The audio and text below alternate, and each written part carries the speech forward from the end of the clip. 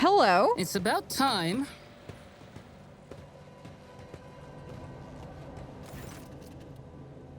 The lanky, haggard-looking officer with sunken cheeks stares at you in fright. His body is shivering as if from a feverish chill, and his eyes are darting back and forth. Your ladyship, road trader, what brings you to our humble ship? Stop shivering like a leaf in the wind, monkey. Answer me, have you seen others like me in the system? If you have, tell me where, when, and under what circumstances your paths crossed and diverged afterwards. The officer's eyes widen at the sight of Urlet. His face grows even paler than before. His lips move in a wordless prayer, unable to utter a word in response. Heinrich sets his hand on his weapon and nods at the trembling officer. I have seen people like this before, afraid of their own shadow. More than that, I have turned my underlings into this. He's been tortured. How do you know I'm a rogue trader? The officer swallows and gives you a strangled look and then closes his eyes. Emperor, forgive me. What is this? No, see, I told you I was nervous.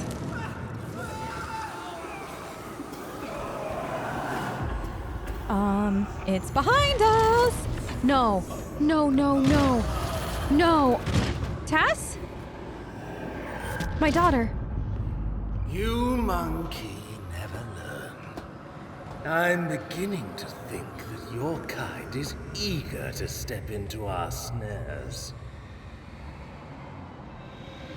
Well, at least he can make an entrance, right? You gasp, sucking in poisoned air, each breath scorching your insides with liquid fire from throat to lungs. Every cell in your body is engulfed in maddening pain, as if you're being diced in molten metal, skinned alive and subjected to yet another form of torture. You hear sounds coming from somewhere far away, the moans of your people, the shuffling of bare feet, and light footsteps slowly getting closer. Rogue Trader, a long-awaited meeting indeed. You can barely see anything through the haze of agony, but you still remember the voice well. The voice of the Xenos who devastated your capital world. Marzai's face is hidden behind a helmet, but his tone leaves no room for doubt. He's smirking. Urlet, who's writhing in pain next to you, barely able to breathe out. No, what have you done? Huh? Are you dissatisfied, my kin? I promised that you would have your precious craft world survivors. And so you will. I'll take you to them. I might even be there to witness your jubilant reunion. Damn you. Heinrich growls hoarsely as he tries to get up, driven more by rage than physical strength. I will strangle you both myself. Marzai nonchalantly kicks the arm Heinrich is using to prop himself up, and he tumbles to the ground. That seems unlikely, monkey. Both your fates are now mine to decide. Servo drives wine under Tech Priest's scarlet robes in a dogged but fruitless attempt to lift his body. Inferior flesh has betrayed me. You must have punished it poorly, Iron Monkey. Oh, you must, yeah. No matter. As a captive, you will learn how to apply the art of torture to make it fear the very thought of betrayal. Marzai takes a closer look at your companions squirming in agony, and then gestures nonchalantly to someone you cannot see. Bring in the injectors. The monkey, I promised to the Tervantias, are among them. I do not want these wretches to move an inch until they're in the hands of the Machinator. As for you, there's a disturbing gleam in the Draken's eye. You will have your share of paralyzing dreams too, but I'm going to keep you. You are far too precious to be surrendered to a madman playing with fire. You will rue crossing me again. Yeah, girl, tell him. He clicks his tongue and shakes his head. You disappoint me, monkey. I have heard pleas of millions and the curses of billions. You can do better. His last words fill your head with like the deafening echo of a ship's siren. The gas creeps deeper into your lungs, eating away at them hungrily as agony spreads down your every limb. You are suffocating. Are you enjoying the sensation? I had this poison made for you. Who could have thought that a monkey would one day earn such an honor, a special gift from a Draken? But you're suffering. The Xenos leans closer to you. I knew the taste would be exquisite were I to add a touch of the Drakari's talent for extracting anguish. However, there will be time for that later, no matter how I wish to play with you all one after another. I need you for a purpose, Rogue Trader. Komorag awaits you, all of you. Mandrakes, take them. Leave none behind. So, yes, definitely a big bamboozle. Yes, we have been bamboozled. 16 hours have passed, and then I think another and Obsidian Court. Okay, good. Huh? Mm-hmm. I was hoping this would happen. I really was. Tess? What's happening, honey? Your consciousness emerges from an ocean of darkness and nightmares, as if someone's powerful hand reached into its depths and brought you into the light. In the dark room, long, angular shadows move around and exchange remarks. One of the shadows approaches you, ripping apart the veil of pain and revealing features that look familiar to you. You are awake, monkey! Marzai's voice is sickeningly sweet. He's looking at you with idle interest, rolling a soft and milky-colored object from one hand to another. Our Toxamaster spared no effort to drag you out of the induced dream. I must commend the Nightmare Weavers. The emanations of fear you exuded in your delirium are worthy of the highest praise. However, it's time to finish what you were brought here for. It's time to work for the good of the Cabal, rogue trader. What do you want from me? Only the truth, monkey. So very simple, is it not? A little honesty before the powers that be. I have the tools to extract the most coveted mysteries from the deepest recesses of your mind, but I'm not interested in your personal secrets. I only want that which will protect my Cabal, so why am I still alive? Good question, rogue trader. You are my tool, you see, a sharp and narrow scalpel that I will use to cut away the festering boil on the body of my Cabal. I spared no effort to set up this performance, the witnesses, the spies, the agents, and a small bargain to guarantee the results. All that is required of you is that you quietly play your part. I will even go so far as to put you in your native surroundings, in a manner of speaking. But if I see you stepping out of your role, I'll make sure that you bitterly regret it. How about we make do without roles and posturing? This is still a chance to strike a deal. I might be able to play the role better if I knew what it actually... If I actually knew what it was. He's silent for a few moments, playing with a mysterious object in his hand. You, monkey, hate creatures alien to your kind. And this hatred is fueled by primal fear and awareness of your insignificance. To us, you are cattle that exist to be butchered and entertain us. Sometimes we use you in our little games, but to involve you filthy brutes in the politics of Comorag, let alone in feuds between cabals, there are a few worse ways to bring dishonor to oneself and one's Cabal. From the first day I saw you, I knew you were being controlled by another hand, far too experienced and flexible to belong to another monkey. You stayed ahead of me in Tessera, anticipated our moves, fought back with surprising skill, and I can guess, no, I know exactly how you were able to know so much. Only one creature was sufficiently aware of our tactics and raid plans. You will help me expose her and restore the reaving tempest to its former favor. I have a secret for you. He mockingly cocks his head. No, monkey, you have nothing that I could not extract from you myself. It was worth a try, though. The Drakari gestures to one of the shadows near you, and your head is forced backwards. Marzai brings the hand holding the strange object closer. You manage to make out translucent, glossy skin, bluish pulsating organs beneath, and a little head with serrated jaw before the Drakari pushes the larva into your face. What is this, BG3 with the tadpole? Like, literally, I feel like we just got stuck with a tadpole. And we're going to become an elithid next. Sensing warmth, the creature springs into motion. A moment later, as it blindly pokes at your skin, it discovers your nostrils and rushes forward, stretching the skin and tearing through the mucous membrane. Unbearable pain overwhelms you as the larva begins to force its way through the soft tissue and cartilage, each of its movements causing a crunching noise to reverberate through your skull. The creature greedily bites into flesh and moves upward past the bridge of your nose, past your eyes, and then something alien invades your consciousness. Darkness clouds your eyes, but the sensation of an alien presence does not relent. This is not a conscious mind, but something primitive yet unbelievably strong in its unknowable pursuit. It is crawling around in your thoughts, scratching them with its sides and changing their shape. Perhaps all this is just a bad dream, a quirk of the intellect exhausted by endless trouble. The culminy of a mind too weak for the burden it was made to carry. A stray light dawns at the edge of your perception.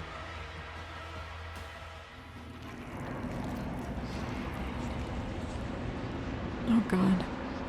My God, this is awful. You have disappointed us, rogue trader von Valancius. This is the dream? Uh-huh. What am I doing? We must act! Okay. Follow my lead. Lord Captain, we received an Athropat message. Archons reports a Xenos raid has a merchant ship. Okay. I won't tolerate weakness. Uh-huh. My ship. We have identified the breed of Xenos that poses a threat, the Aldari, humanity's ancient and insidious foes. For a second there, I didn't realize that this was my ship. Oh my god. Is that Jai? Or no, looks like. Victory awaits! How is it that you were the only soul who managed to escape the trap on Rakad Minoris? How much truth is there to the rumors that the heretic Conrad Voitvir is spreading about you? The Lord Inquisitor. My god. Do my eyes deceive me? Explain yourself, Ellen Talk. Why is there a shard of the Crudarch in what? You are accused of consorting with Xenos, betraying the Imperium, and neglecting the interests of humankind. Is that Kalkazar that I'm hearing? It sounds like his VA. Passing rays of light reflect from Idira's body. Argenta, mottled with intricate patterns of scarlet blisters. All the Cold Trader's bones were broken. Her augmented arm was ripped from its sockets. Pascal's augmetics were separated but not extracted, the places where they connect to the organic tissue. Abelard's limbs were amputated and then sewn back into his body with remarkable skill and precision. Did we see this one? Yeah. Pulsating strands stretch from under Kessia's headpiece, one wrapping around her neck while the others drain her lifeblood through their weeping eye socket and mouth. We're missing Heinrich and is that Idira over here? That's Jai, Idira, Pascal, Abelard over here. Is there anybody left? Interesting.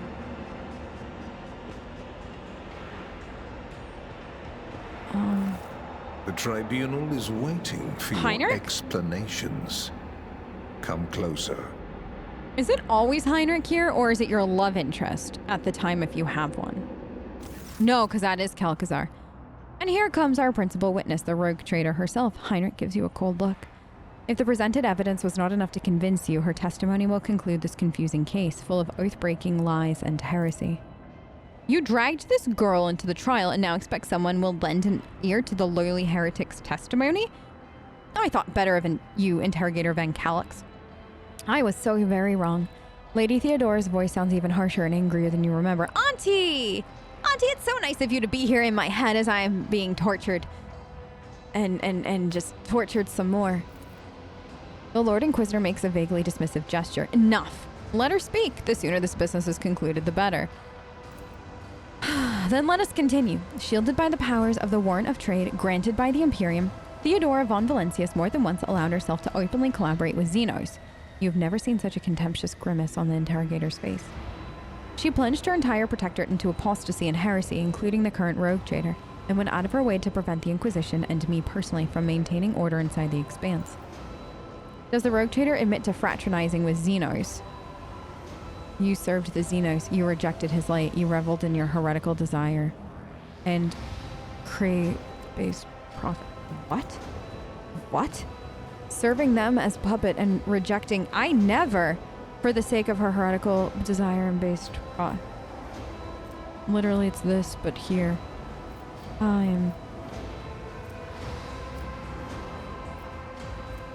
Something is wrong. Why are you all here? Where's Marzai? What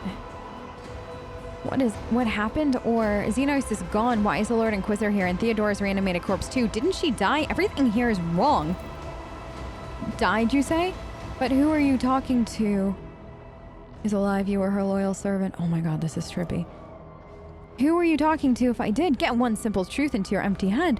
Your role in these events is negligible. You shall think me the Emperor of the Golden Throne, if I so choose, and think me dead if it strikes my fancy.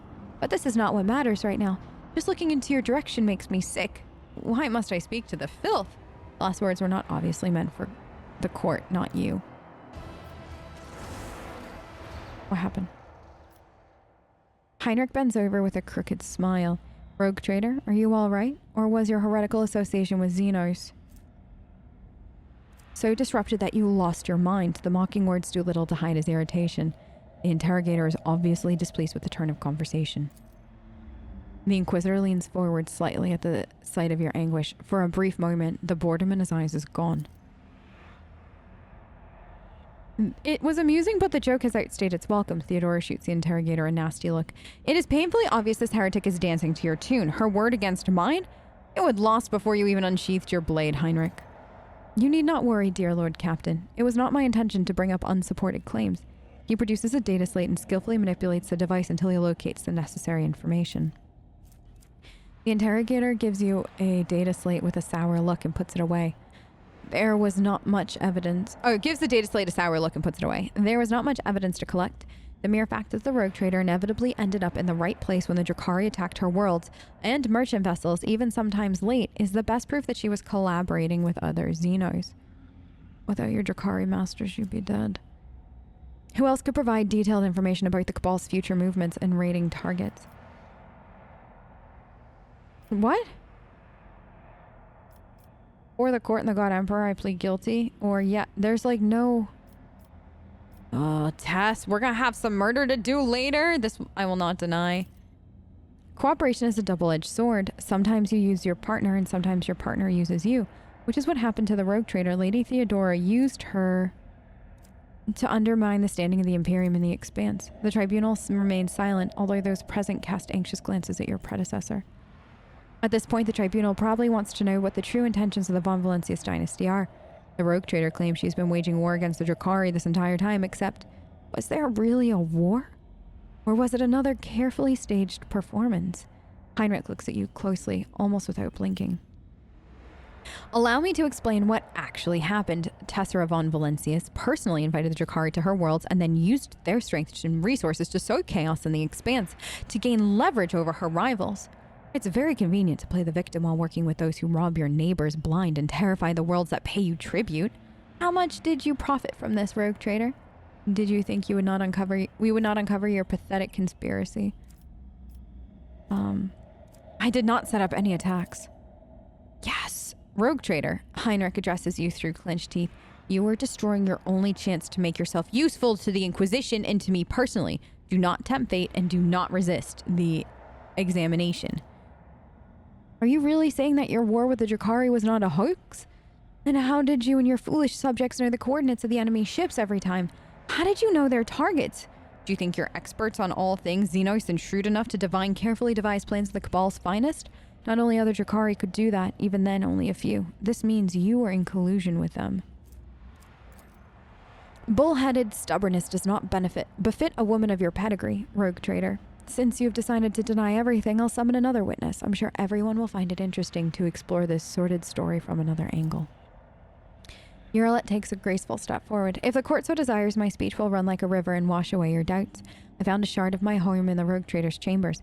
An entire craft world vanished among the stars, the only clue to its fate resting in the hands of this monkey. That was when I began to suspect that she's something to do with the misfortune that had befallen my Crudark. Do not be deceived by her breed. There is cunning predator lurking behind the fluttering of fragile butterfly wings. The monkey before you is bizarre amalgamation of qualities not unusually inherent to her feeble species. She has mastered the mysteries of many of this world's cultures, the secrets of the universe and ancient artifacts. The fine art, war, the intricacies of deceit, all are embodied in a single monkey, however hard it may be to believe. However, the thread that bound our past broke the moment I realized the monkey's involvement in the disappearance of my home. To flee the rogue trader, I tracked down and eliminated her chief tracker, who has pursued our kin and part of the galaxy for many years, and thus earned clemency before this court. Is this real? So because of something that Auntie did, she thinks that we did it, but I mean, we inherited all the trophies, and now she's done all this to us. So Achilles did not simply vanish, you helped him disappear. Achilles is gone. I say he had only himself to blame. Nature cannot recognize an impending threat as useless. Heinrich nods with satisfaction, noticing your reaction, or rather lack of it. The court has been presented with enough evidence, and I hope no one is harboring any doubts as to the guilt of the von Valencius dynasty. Let us allow the rogue trader to say her final words. We're all curious to know what you have gleaned from this inquiry. I now see that I have been blind. Xenos have been fighting one another all this time, and I was their unwilling cat's paw. Mercy, I am nothing but a puppet in this charade. Everything that has taken place in this trial is a vicious lie. I see what I have been blind. The Xenos have been fighting one another all this time, and I was their unwitting cat's paw. No, yes, I'm a puppet. You try to push the words out of your throat, but they become stuck in a suffocating lump, choking you. Heinrich notices your struggle and quickly changes the subject. The rogue trader is obviously stunned by the realization that Theodora has been using her the entire time to impede me. Enough! Oh, Tess. Girl, I'm sorry you're going through it. Sweetie, it's gonna be okay. Who is that? Who is that? Uh-huh. And who is that? All these new friends. I didn't bring any gifts. After the spell is lifted, staggering pain pierces your body. Darkness clouds your vision, and nausea creeps up your throat, but the wounds you manage to forget soon remind you that you are still alive. Okay, so that's the Archon. Nazrakai. Marazai... we can't. I can't. As is the Resh... Like, Marazai is like that. I feel like that's good. We are not gonna pass that. The Draken of the Cabal of the Reaving Tempest. First Blade of Lady Yermis... Eviscerator of Illidros, Blaze of the Barkag Kingdom, and Slayer of the Corocious the Pale. The commanding inhuman voice tears you from the vice of agony, and you see the silhouette of a Drakari whose very presence makes your innards clench. How dare you come before the Council of the Archons of the Dark City with this lesser creature? Look at the Drakari on the throne. Half of his face is hidden behind the golden mask with its intimidating visage. The other half is showing a malicious, sharp-toothed leer. The Xenos' elaborate armor is decorated with skulls and patches of human skin impaled on countless blades and hooks. He carries himself with authority and ease, as though he's a ruler who holds the threads of fate, all of those present, tightly in his grasp. The threads of fate of all those present. We failed. The Xenos looks menacing. Perhaps she's a personal guard. The triumphant grin erupts on Marazai's face, but the Xenos remains surprisingly composed and does not dare to interrupt the unknown speaker. Urilet absorbs every word, occasionally wincing in pain and covering her weeping wounds. Her posture and gesture are full of tension. Like prey cornered by a pack of predators, Urilet shrinks under the hungry stares of those around her. With the greatest respect, mighty Nazrakai, Archon of the Cabal of the Black Heart, first among the chosen, voice of the Overlord of the Dark City, bringer of demise, conqueror of 100 worlds. He dismisses Marazai like a bothersome fly. The Council of Archons has heard enough platitudes, Draken Marazai, and no longer wishes to. Sly intrigues, ruthless chill to jagged ice, turns lips, tongues. Okay.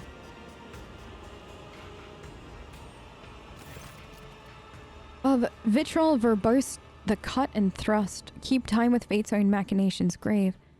But whose deft footwork leads to naught but dust? Well, from its brutal finish none can save. This play the puppet master granted me, through murky stalls a path obligingly. We're rhyming now!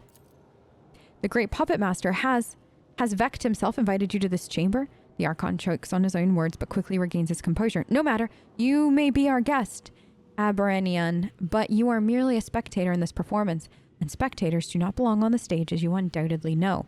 Do not interfere. The stranger presses a delicate finger to the lips of his sorrowful mask and says with a twinkle in his eye, a shadow in the shadows will I be.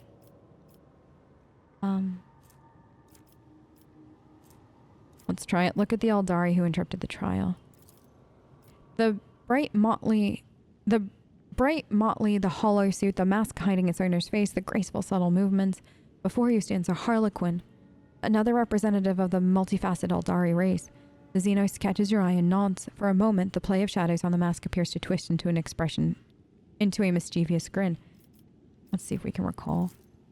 Ooh, you've heard many gruesome tales about the atrocities of the Drakari, but the cruelest and vilest always involved the Azdrabale Vect, the Archon of the Cabal of the Black Heart, supreme overlord of Comorag, and the most dangerous of all his dark kind.